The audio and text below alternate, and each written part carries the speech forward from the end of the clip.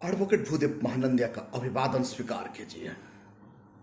साथियों, आप देख रहे हैं voice of people, voice of Bahujan.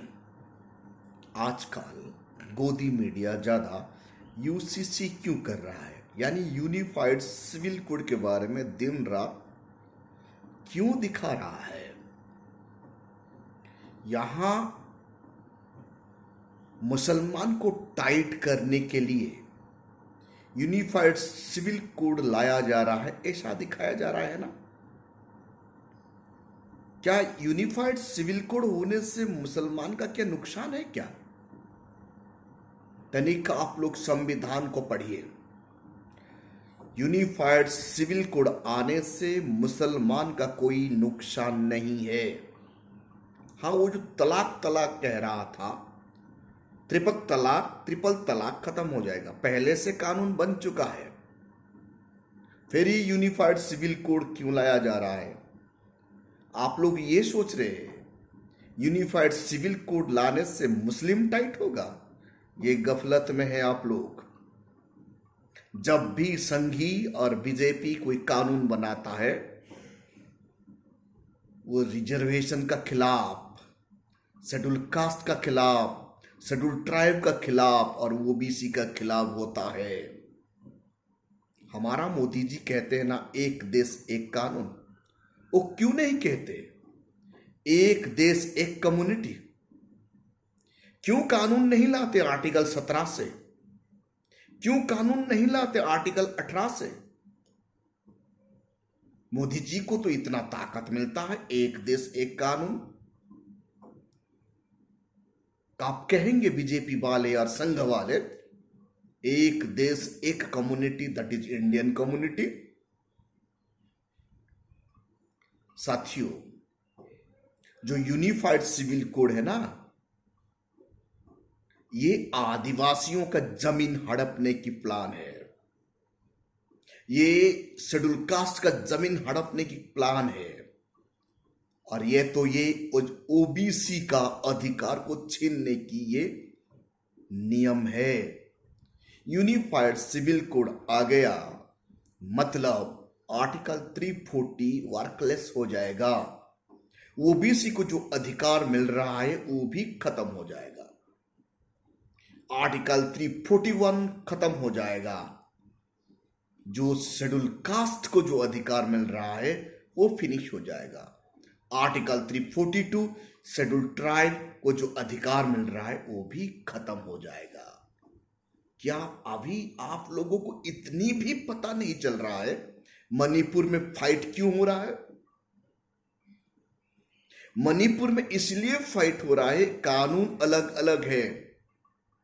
Social privilege Baba Saheb Ambedkar दिए हुए भारत का संविधान में, खास करके schedule caste, schedule tribe, OBC को।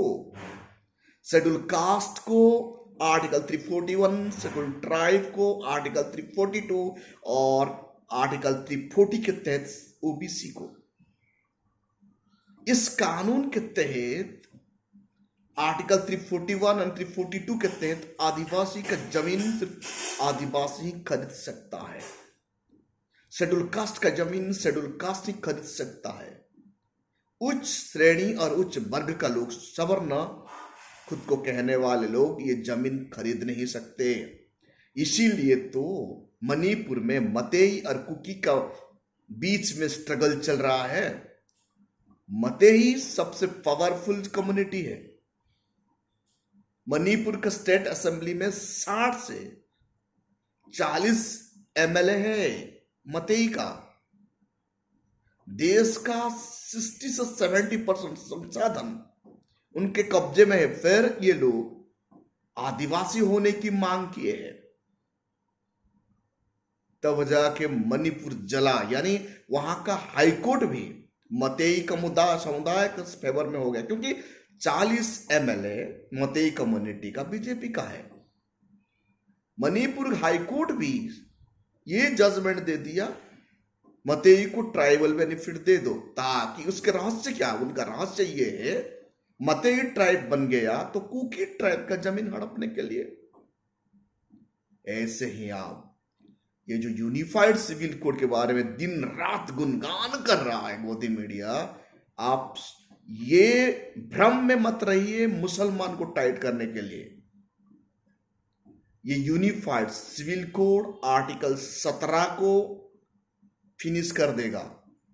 आर्टिकल 15 में जो वुमेन के लिए स्पेशल प्रिविलेज दिया गया है भारत का संविधान में, वो भी फिनिश हो जाएगा। आर्टिकल 335 में जो शेड्यूल कास्ट और शेड्यूल ट्राइब को नौकरी सेक्टर में जो रिजर्वेशन दिया गया है भारत का संविधान में, वो भी फिनिश हो जाएगा। इसलिए यूनिफाइड सिविल कोड में मुसलमान का कोई नुकसान नहीं है। ट्रिपल तलाक खत्म हो जाएगा, बढ़िया होगा, वुमेन के लिए फायदा है। इसलिए मुस्लिम यूनिफाइड सिविल कोड का विरोध ही नहीं करेगा, क्योंकि यूनिफाइड सिविल कोड में मुसलमान का कोई भी नुकसान नहीं है। यूनिफाइड सिविल कोड में नुकसान किसका हो रहा है? नुकसान शेड्यूल कास्ट का है, नुकसान शेड्यूल ट्राइब का है। जितने भी ट्राइबल इलाका है, छत्तीसगढ़, मणिपुर, नागालैंड, मिजोरम और उड़ीसा का ट्राइब एरिया, बंगाल का ट्राइब एरिया, महाराष्ट्र का ट्राइबल एरिया, पश्चिम बंगाल का ट्राइब एरिया, तेलंगाना का ट्राइबल एरिया, वो जमीन को छीनने के लिए, अंबानी अडानी को दिलाने के लिए ये यूनिफाइड सिविल कोड आ रहा है। यूनिफाइड सिविल कोड आ गया मतलब जमीन खरीदने और बेचने में कोई प्रतिबंधक नहीं रहेगा। फास्ट आदिवासी का जो फॉरेस्ट राइट है वो भी फिनिश हो जाएगा। आदिवासी का जल, जमीन और जंगल का जो अधिकार है वो भी फिनिश हो जाएगा। ट्राइबल लेडी और भारत का वुमेन जो अधिकार प्राप्त करते हैं स्पेशल राइट आर्टिकल 15 के तहत, वो भी काम नहीं करेगा। ये है यूनिफाइड सिविल कोड। तो यहां नुकसान किस किस का हो रहा है? हो रहा है नुकसान शेड्यूल कास्ट का, हो रहा है नुकसान शेड्यूल ट्राइब का, और हो रहा है नुकसान ओबीसी का। 3 आर्टिकल का ऊपर कड़ा प्रहार हो रहा है। आर्टिकल 340, 341, 342, और सबसे बड़ा प्रहार हो रहा है आर्टिकल 335। आर्टिकल 335 में जो स्पेशल प्रिविलेजेस से schedule caste and schedule tribe के लिए गवर्नमेंट जॉब में जो स्पेशल प्रिविलेज दिया गया है, गवर्नमेंट एजुकेशन में जो स्पेशल प्रिविलेजेस दिया गया है, वो फिनिश हो जाएगा। तनिक सोचिए, जब भी मोदी मीडिया कोई भी कानून के बारे में दिन रात गुणगान करता है, आप इतना समझ जाइए यहां शेड्यूल कास्ट, शेड्यूल ट्राइब और ओबीसी का नुकसान है। मुसलमान यहां टाइट होने वाला नहीं है। उनका ट्रिपल तलाक का खिलाफ ऑलरेडी तक कानून है। मुस्लिम वक्फ बोर्ड, मुस्लिम का जो सेपरेट कानून है, उसमें कोई वो रहे या न रहे, मुसलमान के लिए कोई लेना देना नहीं है। वो उनका कोई नुकसान ही होने वाला नहीं है। नुकसान हो रहा है किसको? नुकसान हो रहा है सिर्फ शेड्यूल कास्ट को, भारत का शेड्यूल ट्राइब को, भारत का ओबीसी को। मुसलमान समझ चुका है, इसलिए वो विरोध नहीं करेगा। जब यूनिफाइड सिविल कोड आ जाएगा, भारत में रहने वाले शेड्यूल कास्ट लैंडलेस हो जाएंगे। जितना भी लैंड है वो लैंडलेस हो जाएंगे। भारत में रहने वाले शेड्यूल ट्राइब लैंडलेस हो जाएंगे। उनका जमीन का ऊपर कब्जा होगा, फैक्ट्री बनेगा और तिहाड़ी मजदूर बन के जिंदगी गुजार करेगा ट्राइब। इसीलिए भारतवर्ष में Bahujan Samaj, SC ST OBC समझ जाइए, जब भी कानून बनाता है RSS और बीजेपी, ये SC ST OBC के लिए घातक है। मेरे जानकारी में से इतना मुझे ये पता चल रहा है, यूनिफाइड सिविल कोड आते ही स्पेशल प्रिविलेज जितना है, जितना स्वतंत्र सुविधा मिल रहा है ये कुछ नहीं रहेगा। ये मणिपुर का प्रॉब्लम जानबूझकर इसीलिए तैयार किया गया है। मणिपुर में जो प्रॉब्लम है, ये जमीन के लिए लड़ाई चल रहा है। आदिवासी जमीन देने के लिए इच्छा नहीं कर रहा है। पहले मतेई आदिवासी बनने के लिए कोशिश की, कानूनी लड़ाई लड़े। जब डटकर विरोध करने लगे मणिपुर का ट्राइब, तब वहां आगजनी होने लगा। शासन में बैठे हुए लोग का नाकामयाबी के कारण मणिपुर जल रहा है आज। ये सिविल कोड आते ही भारत जलेगा।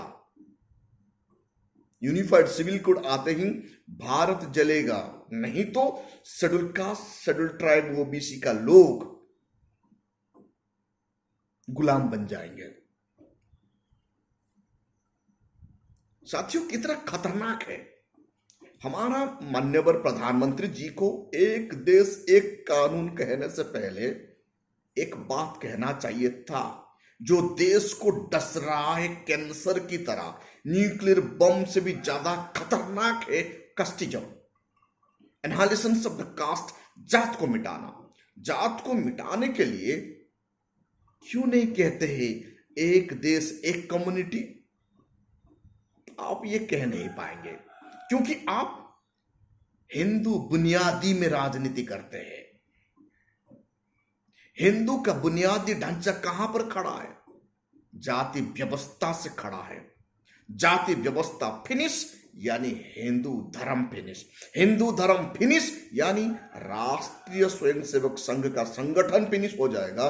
बीजेपी का राजनीति जीरो हो जाएगा। इसलिए आप कह नहीं पाएंगे मोदी जी एक देश एक कम्युनिटी। हाँ, लेकिन आप कहेंगे एक देश एक कानून। कैसे होगा? जब भारत में एक देश एक कम्युनिटी होगा, तब जाके एक देश एक कानून बनने के लिए लायक होगा। भारत अब लायक नहीं है एक देश एक कानून के लिए। भारत को अब एक देश एक कम्युनिटी बनाने के लिए कानून को मजबूत करना होगा। जैसे आर्टिकल 17 को इंप्लीमेंट करके अनटचेबिलिटी को मिटाना होगा। आर्टिकल 18 को इंप्लीमेंट करके टाइटल को हटाना होगा। टाइटल के वजह से लोगों का कम्युनिटी पता चलता है। भारत का प्रधानमंत्री जी कब कहेंगे एक देश एक कम्युनिटी? आप तो हर जगह में जाके कह रहे हैं एक देश एक कानून, दिखा रहे हैं आपको मुसलमान को टाइट करने के लिए। असलियत में आप तो टाइट कर रहे हैं शेड्यूल कास्ट को, शेड्यूल ट्राइब को और ओबीसी को। इसीलिए तो आज तक जनगणना नहीं हो रहा है ओबीसी का। जो इससे ये कानून आएगा, मेरे ख्याल से भारतवर्ष में सिविल राइट के लिए लोग मर मिटेंगे। ये देश का शांति, भाईचारा, अखंडता का ऊपर शायद खतरा बन सकता है, क्योंकि आर्टिकल 17 वीकनेस हो जाएगा, आर्टिकल 18 वीक होगा, आर्टिकल 15 के तहत वुमेन का जो स्पेशल प्रिविलेज है वो खतरे में आ जाएगा। आर्टिकल 340, 341, 342 के तहत जो schedule caste, schedule tribe and OBC का जो स्वतंत्र स्पेशल प्रिविलेज है, स्पेशल अधिकार है, वो फिनिश हो जाएगा। क्योंकि ये यूनिफाइड सिविल कोड ऐसा ही कहता है, एक देश एक कानून कहता है। तो सबको बराबर करना है तो पहले जात पात मिटा दीजिए, एक देश एक कम्युनिटी बना दीजिए, वो इंडियन कम्युनिटी कर दीजिए।